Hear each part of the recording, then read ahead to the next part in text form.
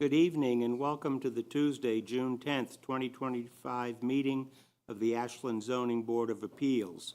We are here at Town Hall on the second floor in the Select Board hearing room, but the meeting is being recorded and broadcast live by WACA-TV and live streamed on Facebook. Remote participation is available using the Zoom video conferencing platform for convenience only.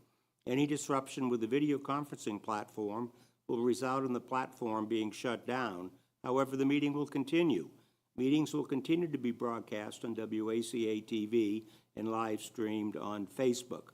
The agenda posted on our website and at Town Hall has a link to the Zoom participation and also a telephone number where you can call in. First order of business is going to be the calling the meeting to order and taking a roll call vote. I, John Trefethen, am present. I, Stuart Siegel, am present on Zoom.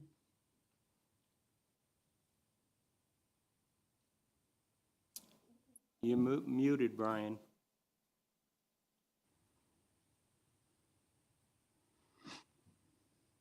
Hi, Ryan Sullivan, am present.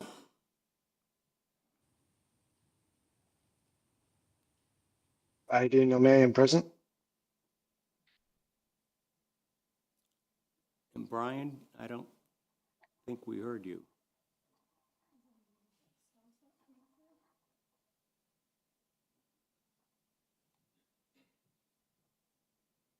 Well, to move things along, I will stipulate that Brian Forrestal is present on Zoom as well.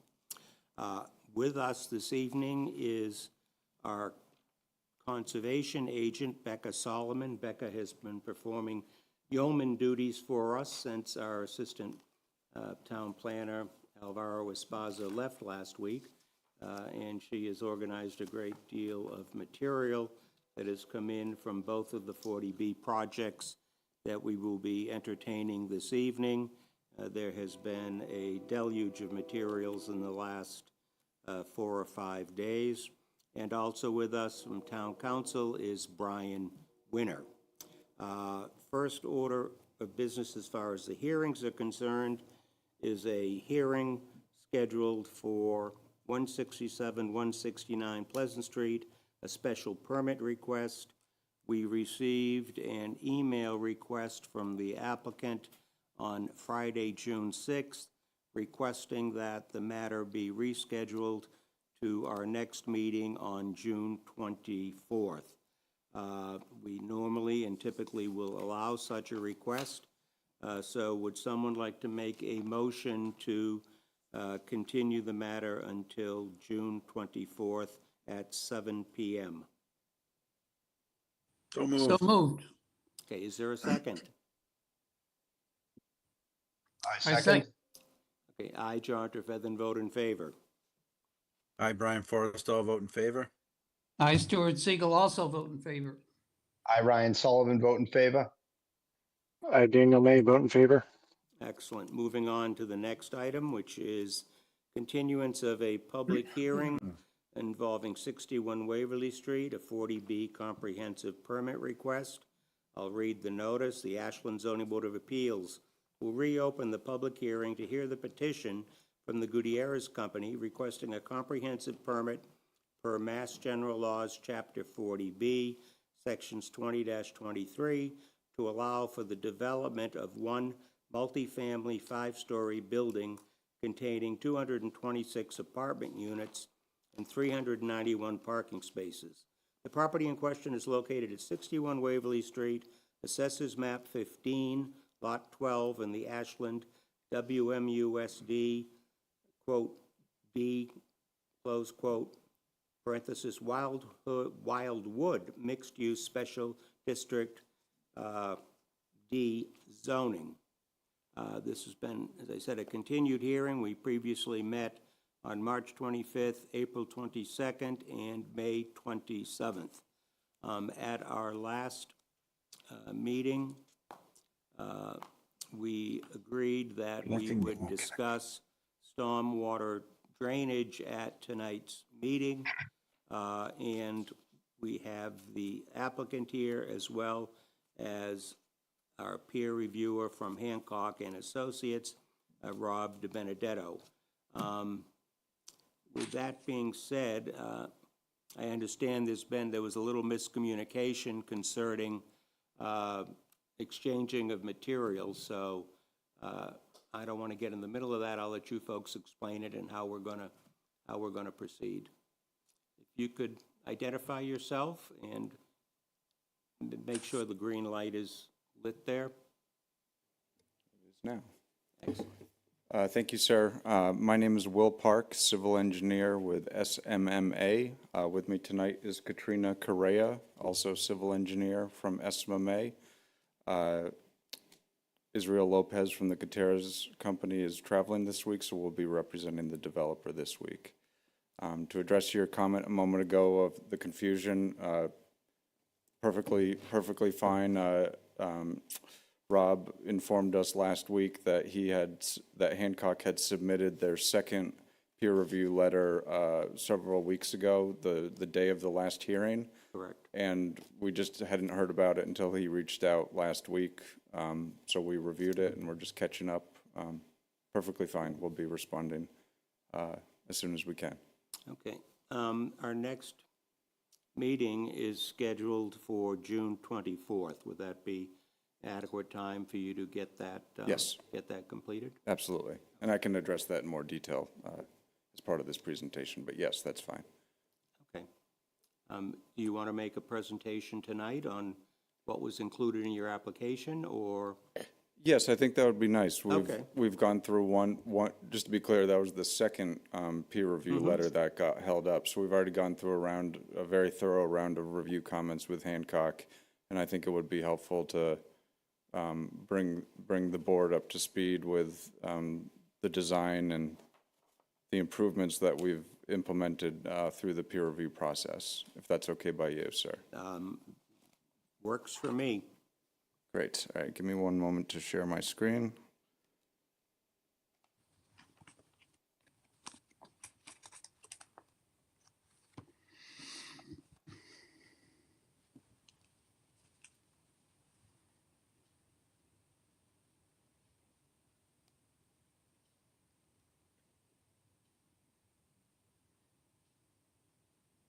Is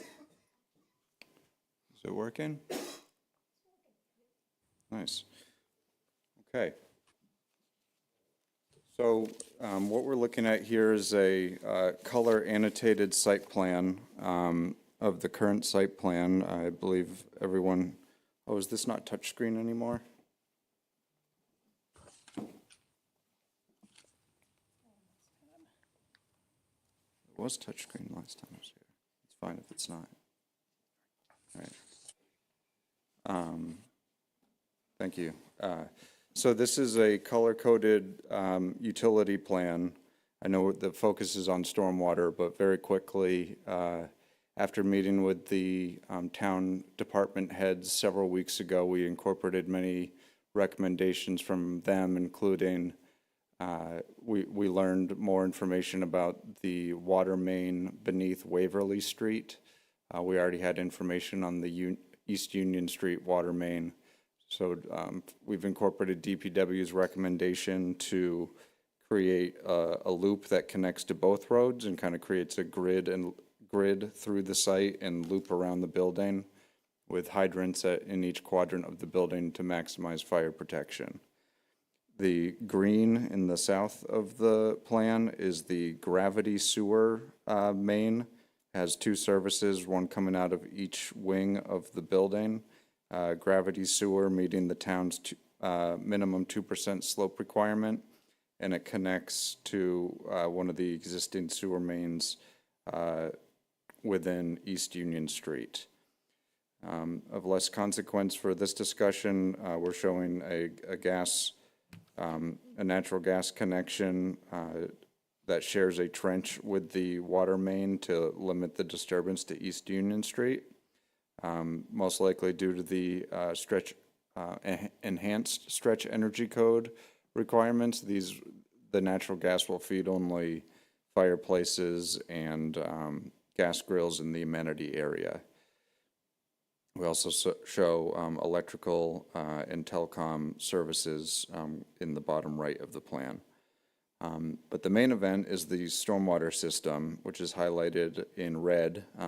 The catch base, the main drainage collection system is shown in red, with the 4 BMPs, or best management practices, highlighted in a lighter red hatch. The stormwater strategy consists of 2 subsurface detention systems, 1 surface infiltration system, and then to pick up the bottom of the driveway, a small bioretention area. These were all designed to take advantage of the very well-drained soils on site. Hydrologic soil group A, which has been confirmed by the applicant's geotechnical engineer, Sanborn Head and Associates. They performed 13 test pits prior to support SMMA's stormwater design, and as a result of peer review comments from Hancock, comments from the Conservation Commission, and the department heads, the Gutierrez Company engaged Sanborn Head to perform an additional 9 test pits just to triple check assumptions on depth to bedrock, depth to estimated seasonal high groundwater, and better understand where bedrock and might be anticipated, and just confirming the hydrologic soil group A conditions.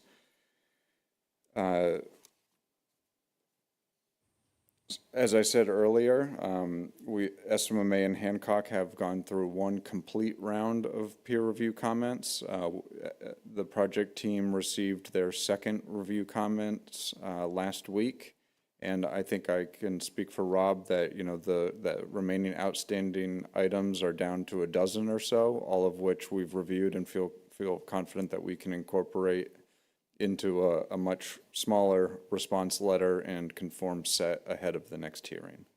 It's in the works, so very confident of that. Okay, very good. Anything further at this point? In addition to meeting the Wetland Protection Act stormwater treatment standards, the project also meets several of the local stormwater regulation requirements, including nitrogen and phosphorus removal and peak runoff attenuation.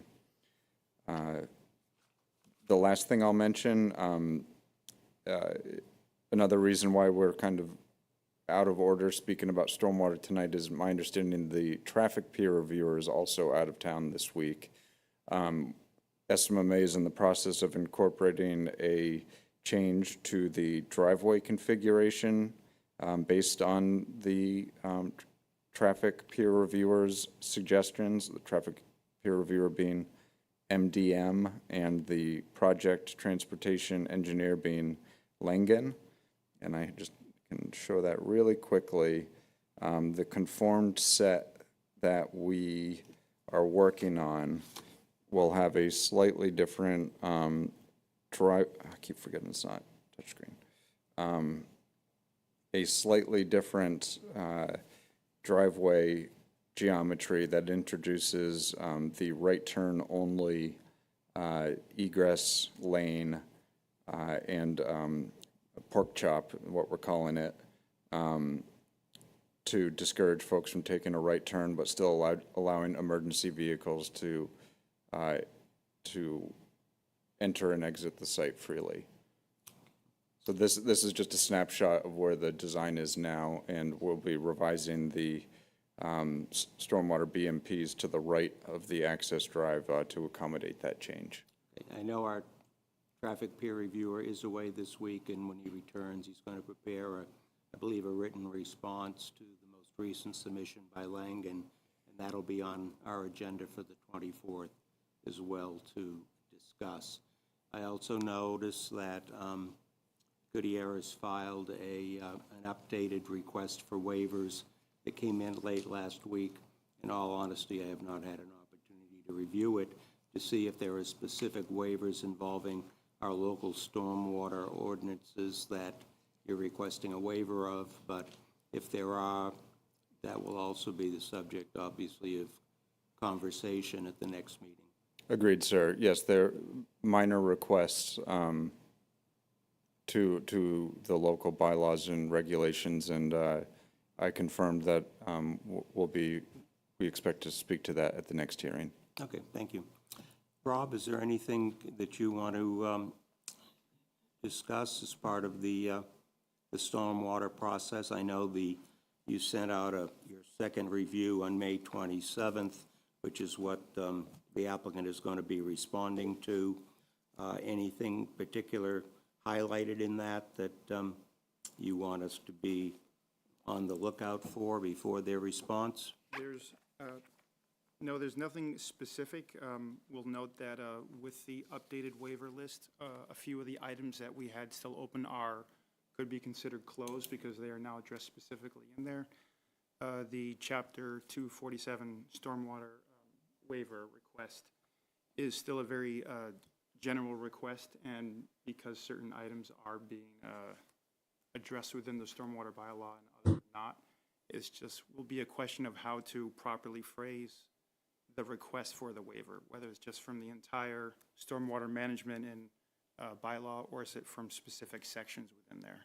But that's minor. The crux of it is that they are adhering to most of the bylaw requirements in their design. Okay.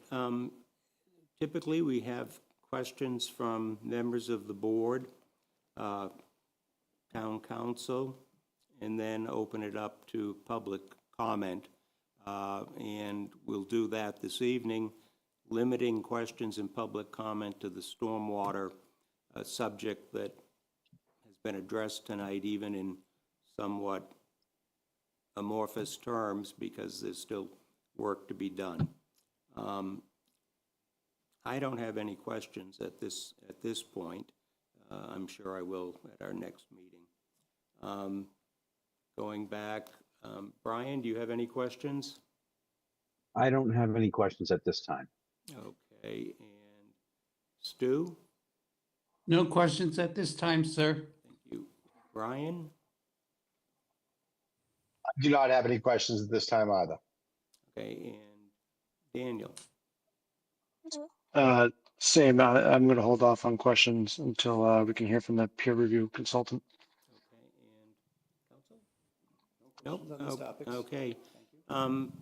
Public comment, anybody that wishes to be heard, please line up and over here, and if you're on Zoom, raise your hand, and Stop share. Becca will be in charge of letting you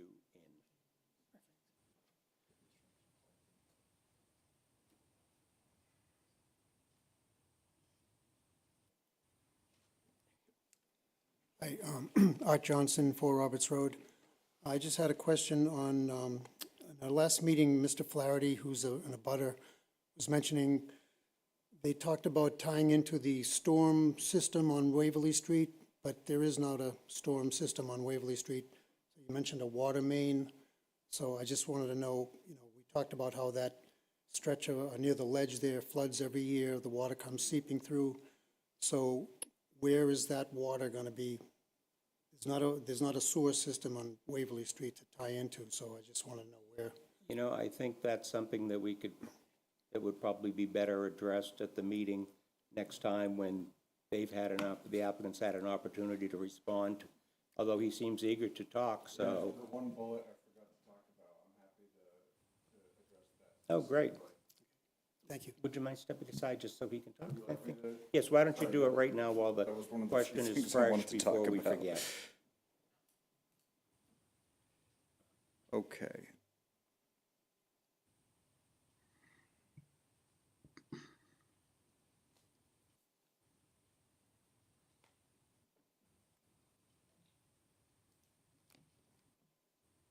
Come on.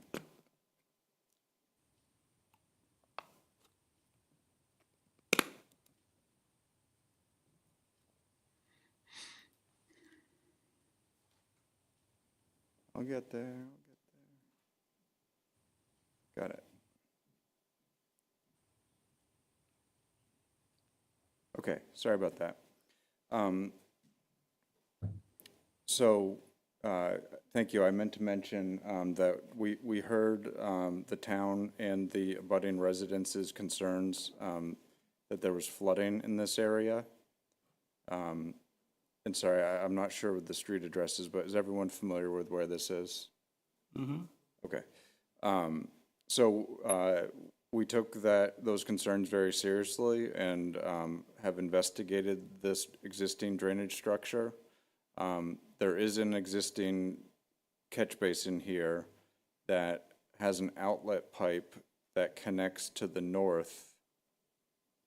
Of course, it's right out of the viewport. There's a culvert that goes under Waverly Street, kind of just out of this viewport. It's our understanding that that catch basin outlet pipe kind of tees into that culvert under Waverly Street. So it is in fact a structure with an outlet, but unfortunately right now it's completely filled with sediment. The applicant's construction team had to dig it out just to verify that there's a pipe out of there. As part of one of Hancock's peer review comments, which we completely agree with, is that the DEP stormwater regulations discourage, you can see that these two basins here, the outlet structures, which will have very little flow, these basins infiltrate the overwhelming majority of the runoff that goes to them. The very small overflow out of them will connect to that structure. Hancock's comment, which we agree with, is that you can't connect to a catch basin because it re-stirs up the sediment every time it goes down the pipe. So what we're proposing to do is to replace that structure. It's very old, made of brick and everything. Replace that with a new manhole, which we will directly connect to, and install a new catch basin with 4-foot sump and hood, with all the current best management practices, so that sediment just stays in the catch basin and doesn't clog that outlet pipe. So we investigated the pipe twice and are making improvements to make sure that it functions properly and will be easier for the town to maintain going forward. Okay, thank you.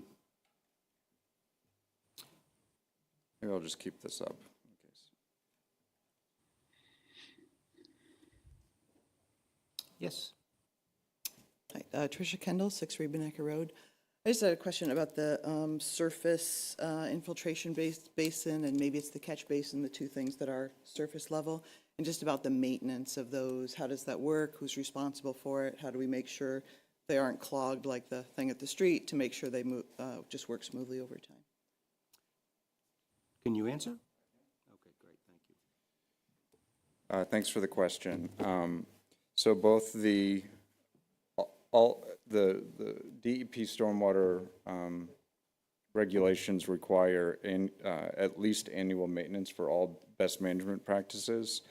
And also one of the treatment standards is creating a long-term operation and maintenance manual that is project specific. It tells the owner, you have 2 subsurface infiltration basins, you have 1 surface infiltration basin and 1 bioretention and a whole bunch of catch basins. Here's your maintenance schedule to clean them out. And they're required to keep those maintenance logs on site. So some of them, it also has to do with storing of snow storage, where you can and can't apply road salt, like can't apply it in the wetland buffers. So some of those systems are required to be cleaned out quarterly or annually, depending on the system. And the owner facilities team will have all that information and keep the records. I believe we've submitted that for this project already. I think we have. Becker, is there anybody online waiting to ask a question?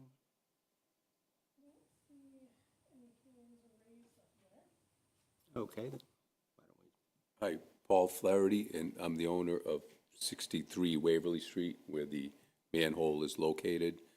And in my lifetime, I've never known any water to ever go down that. Every year when it's wet, it fills up. So I'm sure that you've thought that part of this is they have to make sure that pipe is clear going down. And that's going to be part of the maintenance, is to verify that that's, or, well, you're going to keep the silt out of the.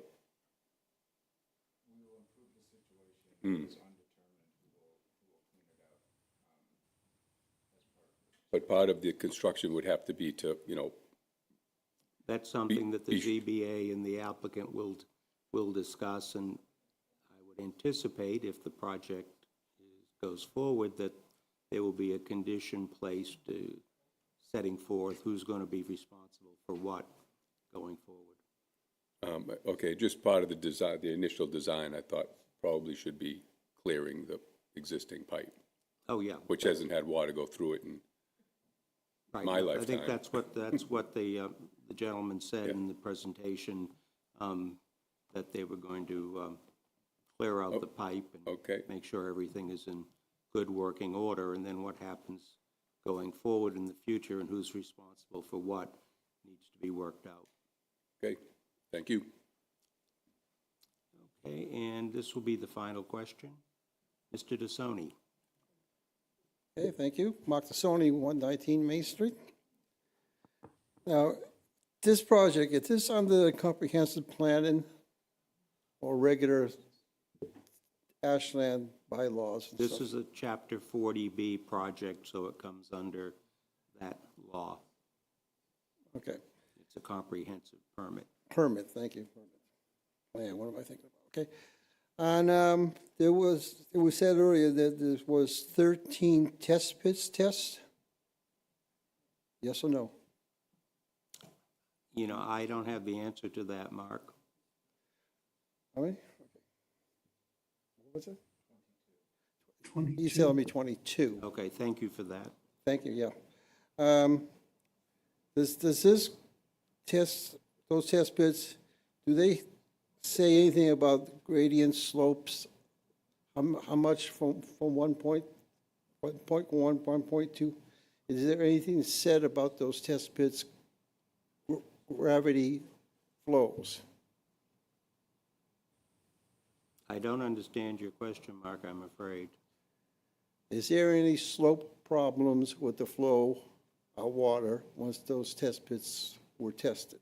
That's one of the things I think we're going to find out for finally at the next meeting, when they've had a response to the second peer review, and we can put everything together and see where things stand, and if we're in agreement on things, or if there are still areas that need to be addressed.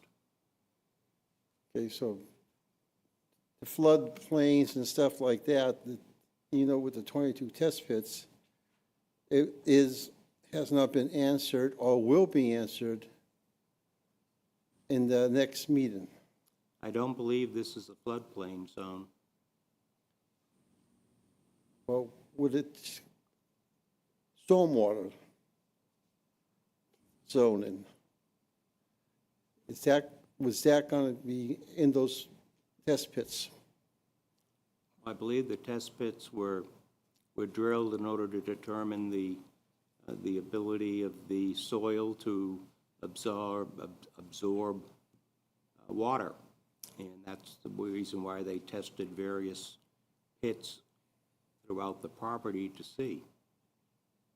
Okay, so, And those results are in their report, which I believe is part of the documentation on the website for the planning department, where you can access it and read the report. I take it that there's no much you can say out here in public now or what it was. We're not going to go into that technicality here at this meeting. It's in the report, and you can find it, and we'll have an overall discussion. We'll hear from our peer reviewer about the final results and see where things stand. If there's any inadequacy or disagreement, that will all be addressed at the next meeting.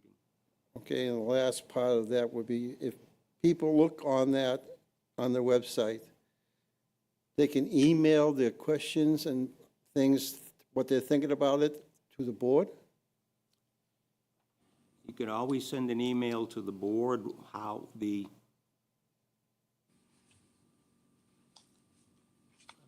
pausing to think what kind of effect we give if someone sends an email to the board through the planning board ZBA website. Does that question become part of the next public meeting to be answered? We certainly don't answer it in between meetings. No, we wouldn't, may I? Yes, by all Sorry, I means. didn't mean to interrupt if you weren't done with your question. So typically for questions like that, thank you very much. Typically for questions like that, they would go through the usual channels to come to the board, but the applicant and their representatives have equal access to that information too. And so they can see new comments and new questions that have come up in between meetings, and so they could be in a position to respond to it then. If they see fit to, and the board would be in a position to ask that question again and request a response to it if the board saw fit to. But that's typically the process. So if the process is not broken, then an answer would be transparent on the website, and if it's answered, transparent in the meeting.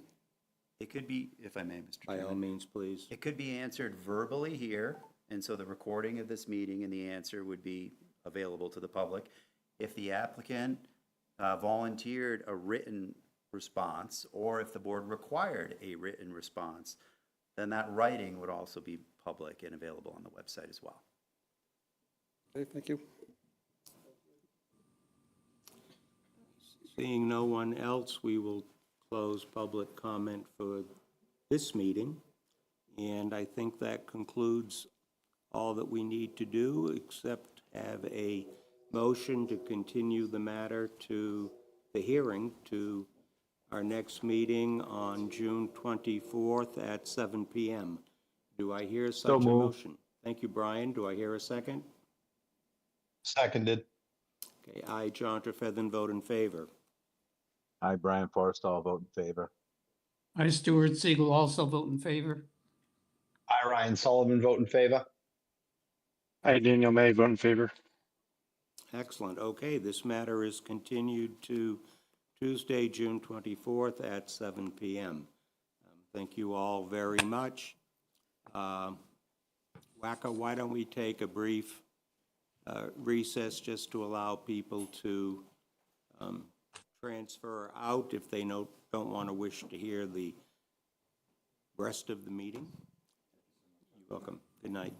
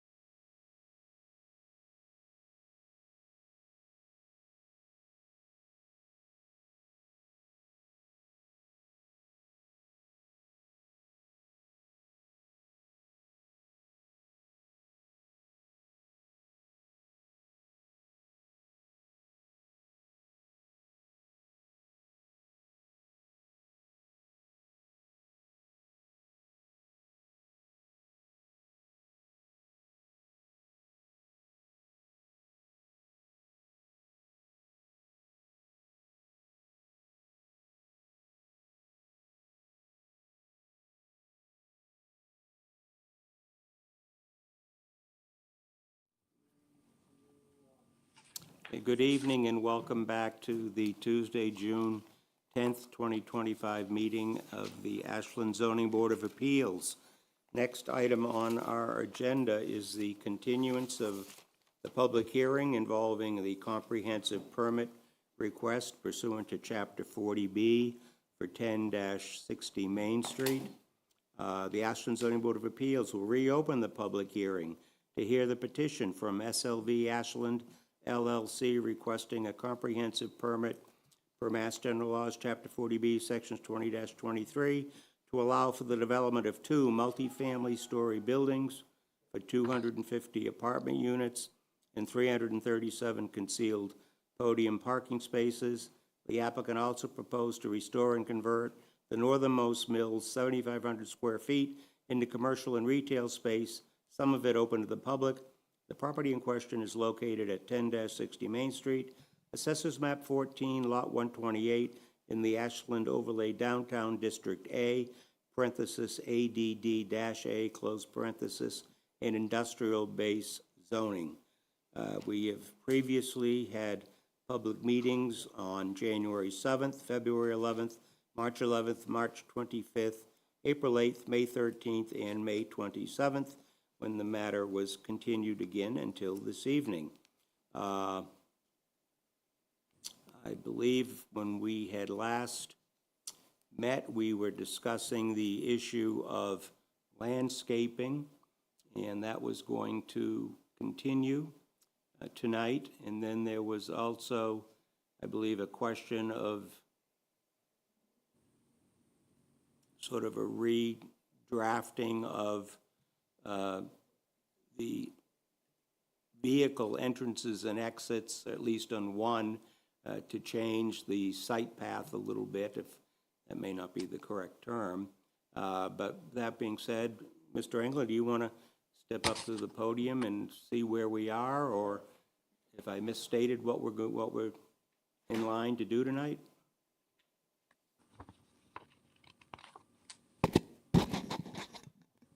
For the record, Jeff Engler, representing the applicant, SLV Ashland. Thank you, Mr. Chairman, members of the board.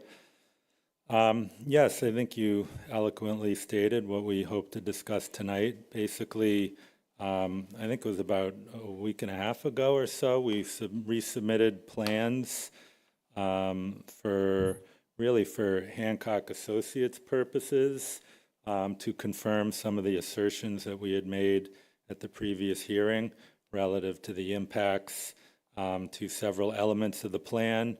Were the board inclined to ask us to try to increase the site distance from 230 feet to 290 feet? So we submitted a fairly detailed plan set and updated compensatory storage calcs to the board and for Hancock Associates to review, which basically confirmed we could do it, but you'd just be advised that there's impacts to the plan, primarily from a landscaping perspective. Hancock Associates, a couple days, maybe it was yesterday, had the opportunity to look at that, and to their credit, and we appreciated it, provided some thoughts relative to an adjustment to that plan, which we're prepared to talk about tonight. But in fairness to, is it Benedetto? Did I get that right? To Mr. Benedetto and Hancock Associates, they're kind of peer reviewing this and looking at it. We've been living it for 6 months, so there's some things that they've suggested that I don't necessarily think they fully understand, and we'll talk about that tonight as to why what they're recommending we think is an inferior plan. And we'll do that for the benefit of the board. But basically, I think the conclusion relative to this whole exercise is we think we have a successfully engineered plan that can provide 290 feet of site distance. The consequences of that are less landscaping along the frontage and a fairly materially smaller public plaza. I think those are the two primary differences or deficiencies, if you will. We still believe the original plan that provides 230 feet of site distance is more than adequate. Your peer review consultant, Mr. Misha from MDM, confirmed as much. Our traffic engineer confirmed as much. And we think that's a better plan from an aesthetic standpoint, from a usability standpoint and from a number of different things. However, if the board really felt strongly that it wanted the additional site distance, we can do that, but we would design the plan the way we designed it. Would be happy to talk to Mr. Benedetto and the board as to why the sketch plan, in fairness to him, has deficiencies, if it helps the board at all.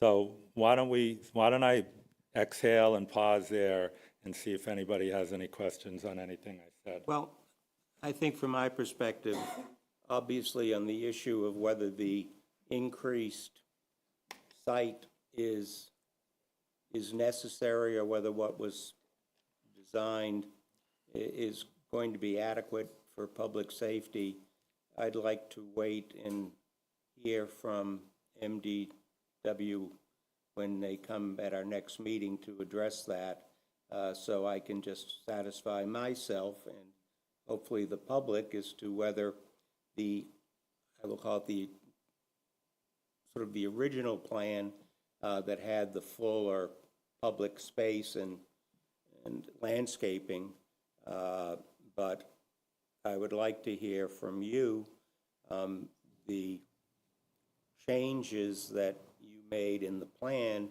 in order to accommodate the increased sight line, so that we can then be in a position next week as a board to consider if it's an either or, which we think would be better for the public.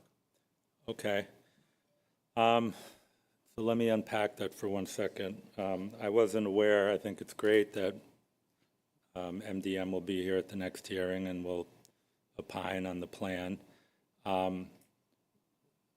In advance of that, would it be helpful, and it would be pretty short, a page if that, if we highlighted for the board's benefit, like Plan A provides this, Plan B provides that? Sure. You know what I'm saying? Because, I mean, Anything that- in summary, Anything the that makes 209, let's call the 290-foot plan, the sight line, the streetscape, we believe, is somewhat compromised because you can't have the additional plantings along Main Street, which is something that we had heard from various folks was important.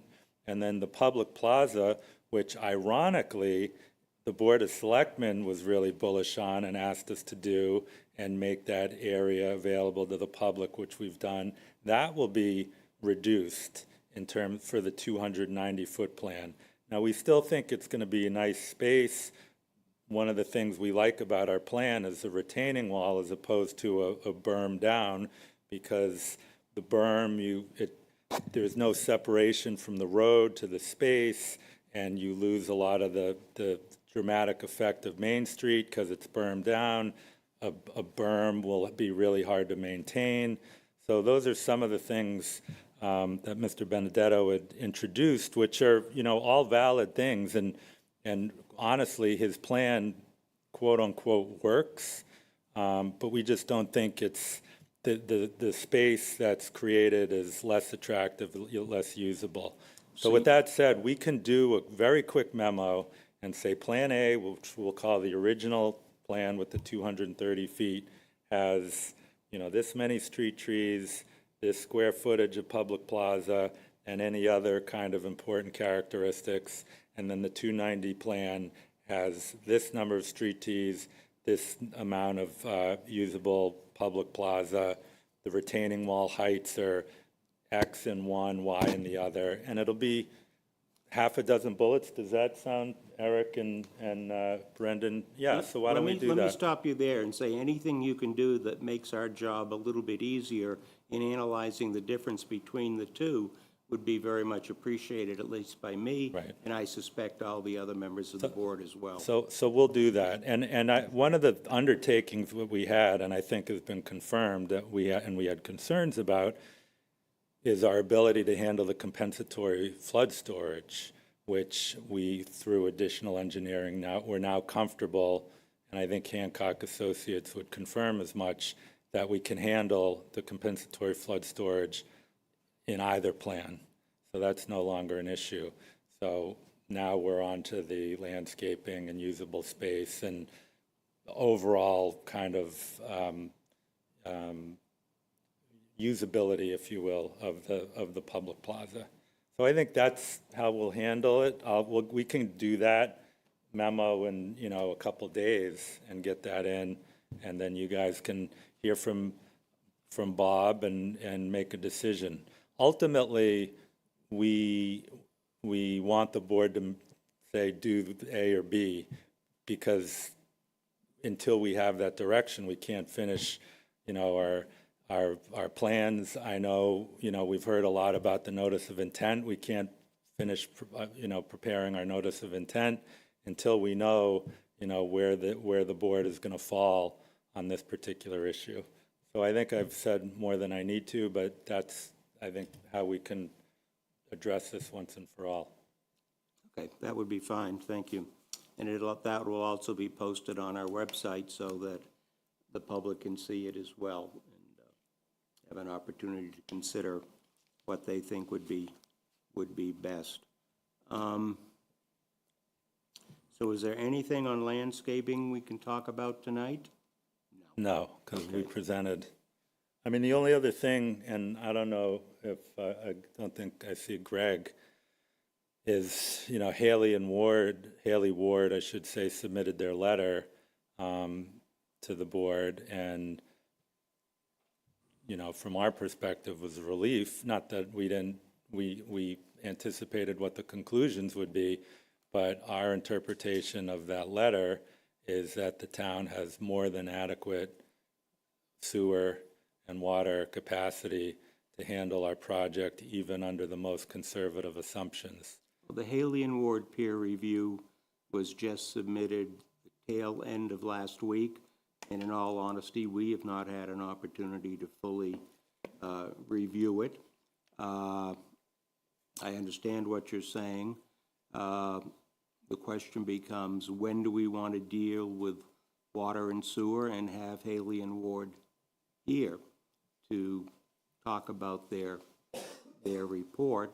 And we could do that at the next meeting on June 24th, if you feel that's appropriate. Are you going to prepare a written response? We already did.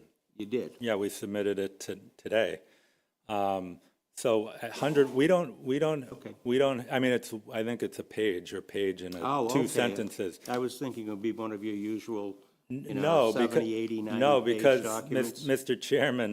Chairman, in all honesty, like the Hancock Associates peer review letter was, first of all, there's a lot more tentacles on the whole civil engineering peer review than what Haley and Ward's scope was. But Hancock Associates, and I'm paraphrasing, of course, had 80, we need more information, we don't understand this, we agree with this. So we had to go through, as you know, over many hearings in several months, re-engineer the program, say this is how we've done it, there's been conversations, and ultimately Hancock Associates was able to say, okay, yes, this works, they provided this, and we went through. The Haley Ward letter is quite different. There's nothing in there. They're opining on the current infrastructure within the context of our building. And, I don't want to be spoiler alert, but once again, the conclusion is that the town has adequate capacity. Now, there were two things at the end that they asked for, which is what our letter focused on, but we don't have anything more to add relative to water sewer, so we 100% would endorse the board inviting Haley Ward to the hearing on the 24th to give an overview of their analysis, and I think that would be a good use of the board's time, and hopefully we can, check that box as well. Well, just so you know, Haley and Ward and Mr. Eldridge have performed water and sewer analysis and peer review for the town of Ashland for many years, and we have great respect for their opinions. So just be prepared. We respect them as well. And then the other thing, Mr. Chairman, and we've worked hard on this,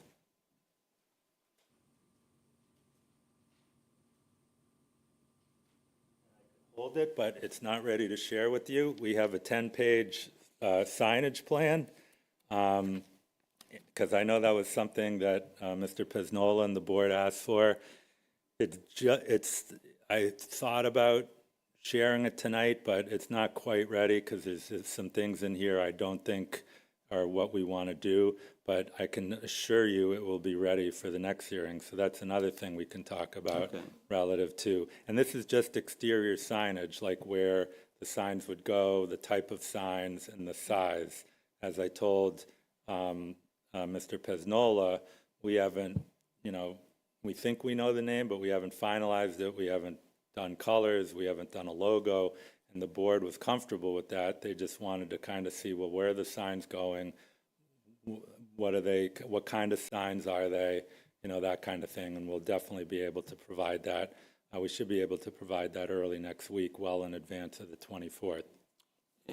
We appreciate getting documents before the meetings, but in all honesty, getting a document submitted a day or two before our meeting puts the board in a very difficult position to analyze it, think about it, and prepare any questions. I know you've got a lot of things you have to prepare and to do, and you do the best you can, but it puts us at a very difficult position dealing with two 40B projects and getting documents from both sides, both cases at the last minute. So I do the best you can, but the earlier we can get something, the better we're going to be able to make some progress. 1,000%.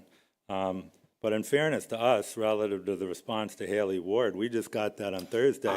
So we thought we were doing a good job getting something in before tonight. I wasn't specifically addressing your response to Haley and Ward. Point taken. So as it relates to the signage, we 100% can get that in more than a week in advance of the next hearing. And you're going to get the and the memo. The other memo. Yes. Okay. Yeah, we can do that this week as well.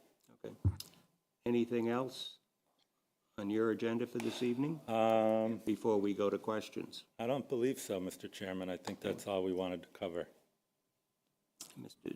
Benedetto, any response, anything to add to the situation we're in this evening?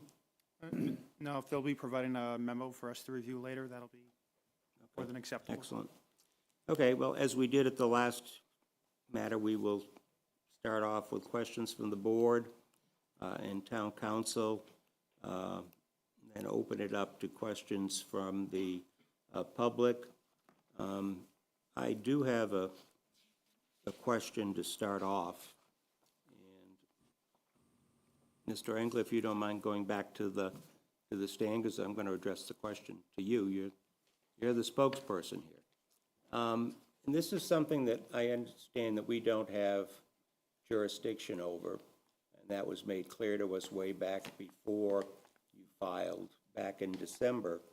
But I was curious if you could give us an update on the status of the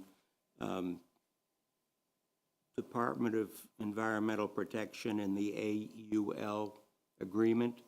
Sure. I know there was some initial discussion supposedly with them, but that was, months ago. Is there anything happening on that score? No, we're kind of in a holding pattern, honestly, until we go through and have completion here. But if you recall, our LSP, Mr. Campbell, went to the first hearing, and he's running point on that for us. So we'll be providing, but we haven't done anything with that because we're waiting to see where we land relative to this plan. So after that, we'll be moving forward with the EP, on the state permits that we need. Okay, thank you. I have nothing further at this point tonight. Brian, questions? Yeah, I had one quick question. In the area of that northern exit, is the speed limit 25 miles an hour there for that road? I'm sorry, which road are we talking about? Myrtle Street? Yeah. I think that's right, but I wouldn't say with you're right. 100%. Okay. I just I don't know if there's anyone there that can answer it, but how long does it take to stop if you're doing 25 miles an hour? You know, Like, do that's we a, need a sight line of 230 or 290? What is the stopping distance at 25 miles an hour? Brian, my If thought is anyone that knows. might be a question to ask our traffic peer MDM. reviewer when they're here, when he's here next Okay. week, or next meeting. Okay, all right. Thank you. That's my only question. Stu, questions? No questions, sir. Ryan?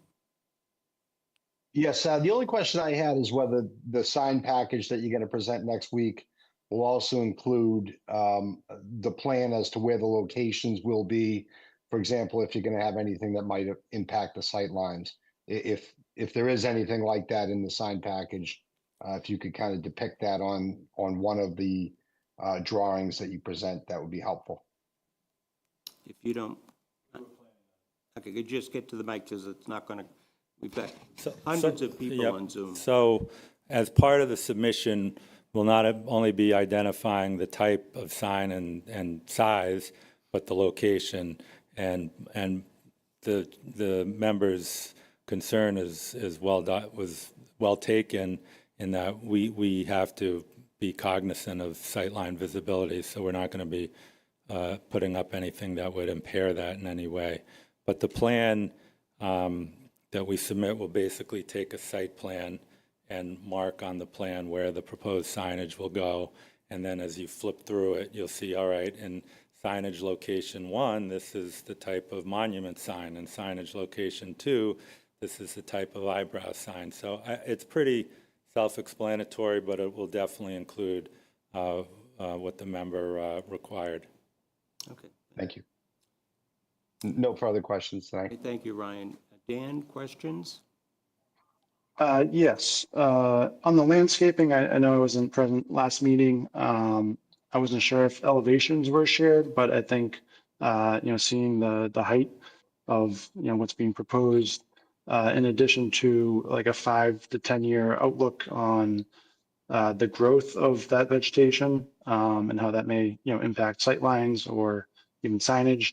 I think all that would be helpful. And again, if it's been shared, great. And then as it pertains to signage, I understand it's going to be preliminary to start, but again, I think it's a great opportunity to kind of conform with the downtown area with use of different materials and design. So just, something to keep in mind. And again, I think it's a good opportunity to, again, conform with kind of what exists present downtown. Okay, thank you.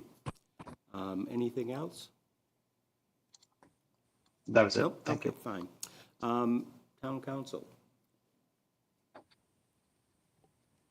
Thank you, Mr. Chairman. I do have a few questions, and thanks for indulging me on a few of these. They may be on different topics than were discussed tonight. And also, I may retread on some ground on things that were already discussed, and maybe some things that are going to be discussed at a later meeting. So I'm just going to put the questions out. I can email these to the board afterwards and also to the applicant. Not looking for a response tonight, but perhaps they can be discussed at the next meeting. So let me just, if I may, just read them down and just put them on the record, and we can talk about at another time where the answers might come from.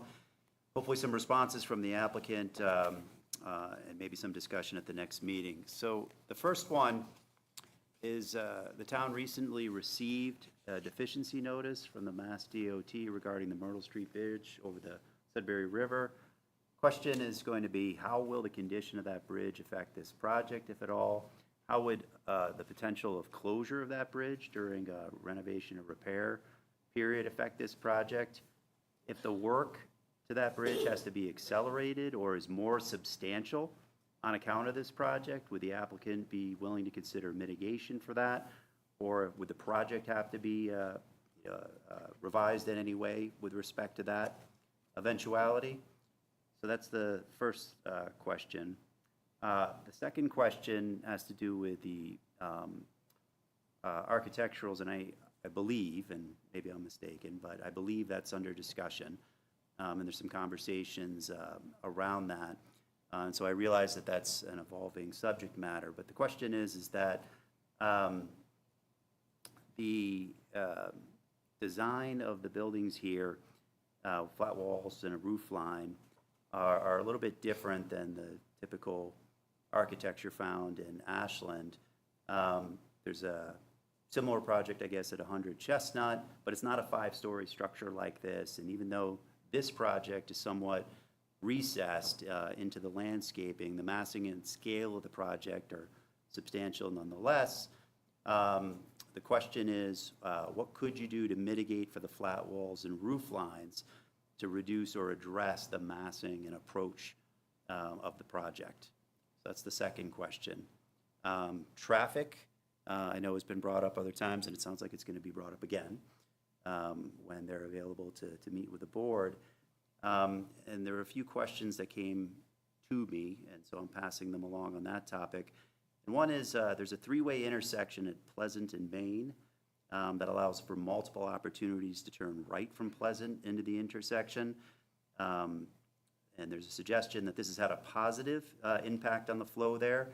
And if this is somehow altered by this project, it could potentially negatively impact the traffic flow for that entire intersection. And the question was, did the traffic study account for that, or has the applicant accounted for that? And if so, in what way? And if not, can it be looked at? A couple questions just on the traffic study, and we can maybe ask that of the peer reviewer, just in terms of the parameters for that traffic study, if it was done or the data was accounted for in-school versus out-of-school sessions, and high traffic days versus lower traffic days like weekends, Mondays and Fridays, versus high traffic days like Tuesday, Wednesday, and Thursday. The next topic is with respect to parking. And I believe there was an understanding that some of the spots would be available to serve the public and people, enjoying some of the amenities here. And the question is, who's going to monitor those spaces in front? Parking downtown is already an issue. No spots would be prime spots, and signage alone might not likely be enough. So if it's intended to serve the residents, there's a restaurant in a public area to the north here at 340 spaces. Is that even enough to serve those folks? And if there were conflicts between the residents of this project and members of the public using the wrong spots, members of the public using yours and residents of your project using public spots, how would that be handled? Would owners be given notice? Is their cars going to be towed? Is there going to be parking enforcement as part of this proposal? And how do we ensure that parking for the development stays at the development and doesn't spill over into town parking spots that are, of course, intended for the public? Sort of an adjunct to that is there going to be private security, or what if there's going to be a transportation manager? What are the details with respect to that? Who's that going to be? How is that going to operate? And also with respect to any areas that are open to the public, how's that going to be maintained and monitored and secured if security is necessary? Another question, what would be the impact on public safety vehicles going through town? The station was built to reduce the time lost at the rail crossing, as these vehicles use the Fountain Street Bridge and then front to Main to Pleasant. Realistically, from front at Main, with various times of the day, be clogged, and no way for public safety vehicles to get around those nodes. So the traffic patterns and times for public safety is another issue we want to bring up. I think you touched on it with the DEP and the AUL, but any potential contaminants, either existing or anything, subsurface that could be brought up through the either construction phase or the finished project when it's done? Are there any environmental / contamination issues that should be aware of? And if so, how are they going to be addressed? Let me just double check and make sure I hit the ones I wanted to hit.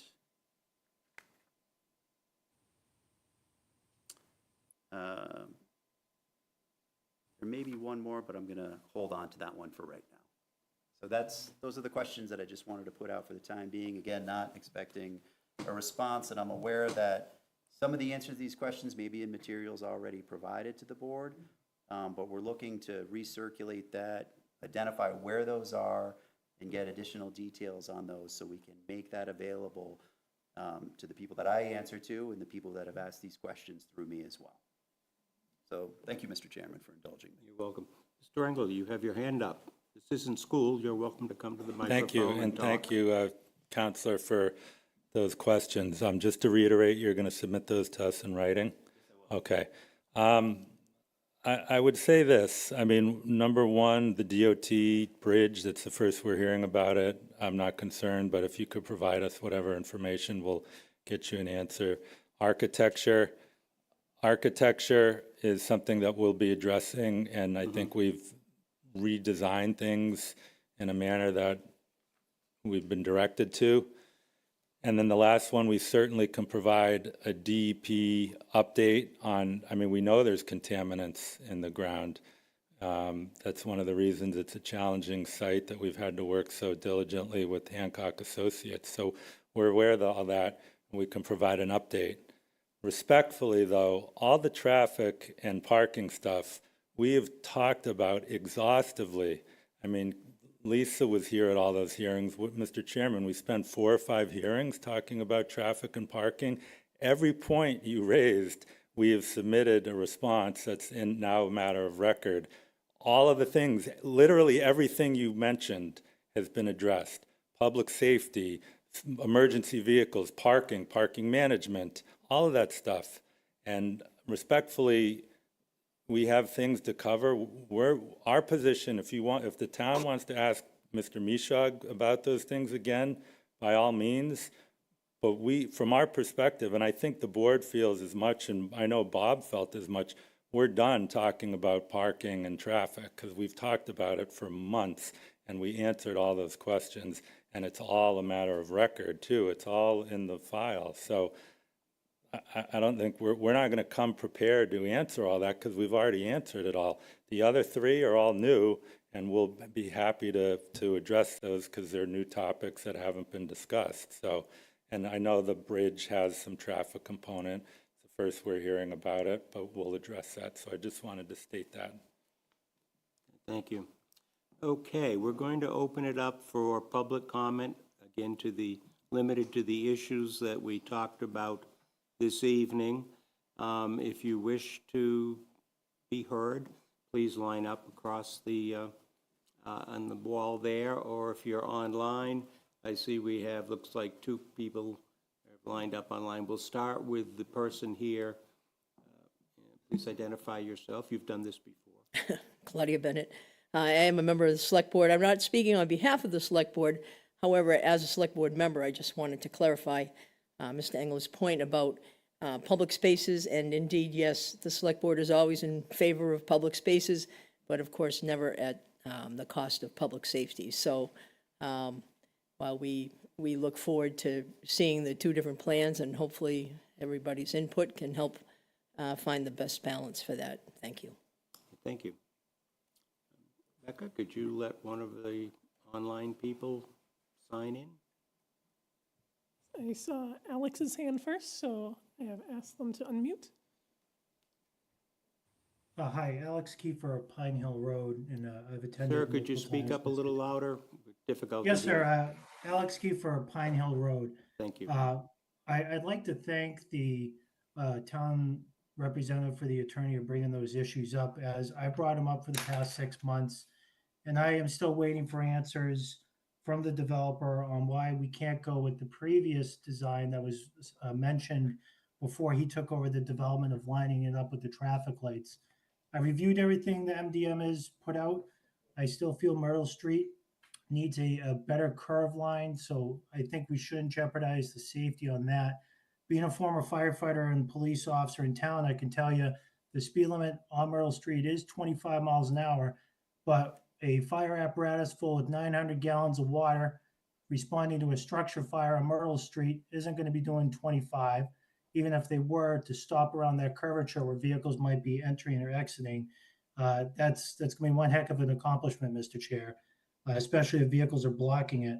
So I too would like to see answers because we have yet to see that through the developer, even though MDM has pointed out the minimal curvatures in that area. I know the bridge construction is a concern. I know that's been on the docket with the DPW, I think for about 6 or 7 years, so I know it's nothing new. I too would like to hear what the impact's going to be on that. I'm just concerned about public safety and that our police and fire are going to be able to respond to neighboring areas. I know it's been brought up before, and I want to thank Mr. Siegel for bringing it up again. I don't understand why we can't align this thing with the traffic lights, and if we could get an answer to that, I greatly appreciate it at the next meeting. Thank you. Next, it looks like Amanda. Hello, my name is Amanda Walsh, Pine Hill Road. I have two questions for the developer that I was hoping he could comment on tonight. One is I wanted to ask if the developer would consider adding holiday lights outside to the landscaping design.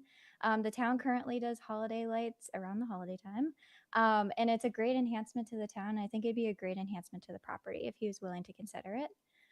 Also, in the plan, there is what looks to be a courtyard area in between the two residential buildings. Is that just going to be grass or is that going to be landscaped? I didn't know if there was a plan for that. And then my last question is to the board. I wanted to see if we're going to discuss the design and appearance of the exterior of the building in an upcoming meeting. I haven't seen any updates to the original plan, and be great if the developer would consider changing the exterior just so that it looks more historical and potentially fits in with the downtown vibe a little bit better. Thank you so much. I am sorry, I did not understand the question that was addressed to the board. Discussing the architectural plans. Oh, those are Did I hear that correctly? For the last question. The exterior. exterior.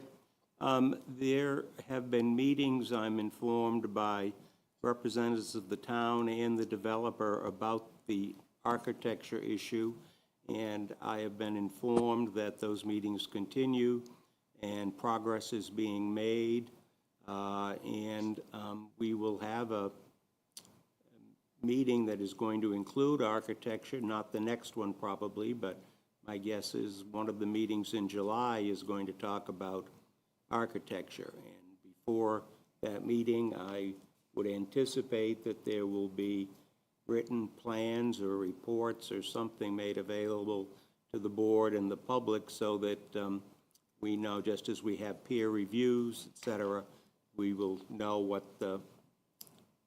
is being proposed and we can ask questions. Yes, Mr. Engler. So to Amanda's first question or request, we would be happy to consider holiday lights, and I'm quite certain that the front of our building will be tasteful and festive during the holiday season. Secondly, the big courtyard will be heavily programmed. There may be a pool, there'll be Adirondack chairs, a fire pit, outdoor grills, etc. It hasn't been programmed yet, but it'll be, a quite nice landscaped area in the courtyard. And then the third question was, yes, we will have a submittal to the board. I think we're more than just making progress. I think we're close to concluding. And we'll submit, all the changes and an updated plan for the matter of record and for the board. Very good, thank you. Anything else that we need to consider until we move to continue this hearing until our next meeting on the 24th? No? Okay. Would someone like to make a motion to continue this public hearing to Tuesday, June 24th at 7 p.m.? So moved. Is there a second? Seconded. I, John Trefethen, vote in favor. Aye, Brian Forrestall, vote in favor. I, Stuart Siegel, vote. Aye, Ryan Hi, Daniel Sullivan, May, vote in vote in favor. favor. Now, look, guys, we had this down pat earlier in the evening. We were I screwed falling it up. apart here. Okay, thank you. Okay, this matter is continued until our next meeting, Tuesday, June 24th at 7 PM. Thank you very much, everybody. Okay, we have just a few remaining items under meeting minutes. Those will be addressed at our next meeting. They're not ready at this point. Staff updates? I don't have any updates at this time. I will say for the public that the town has hired a new town planner, and she is going to start later this month. I don't recall the exact date. So that on her second day of business, she can be at our meeting on the 24th. What a wonderful welcome to the town of Ashland for her. She comes, I'm told, from being the town planner in Dover, and we very much welcome her to Ashland and the help that she will provide to us. And that's the only update or administrative matter that I have. And again, thank you very much to our conservation agent who has done yeoman work. In addition to her regular job as the conservation agent and tree warden, she's also stepped in as the assistant planner to get all of these documents in this file for everybody, so much appreciated. Thank you. And that being said, is there a motion to continue or to close the meeting? Okay, I'm getting confused. I don't moved. want to continue it. And there's a second. Seconded. Okay, I, John Trefethan, vote in favor. I, Brian Forrest, I'll vote in favor. I, Stuart Siegel, vote in favor. Aye, Ryan Sullivan, vote in favor. Hi, Daniel May, vote in favor. Excellent. Thank you much. Thank you very much, everybody. And WACA, thank you as well. Thank you.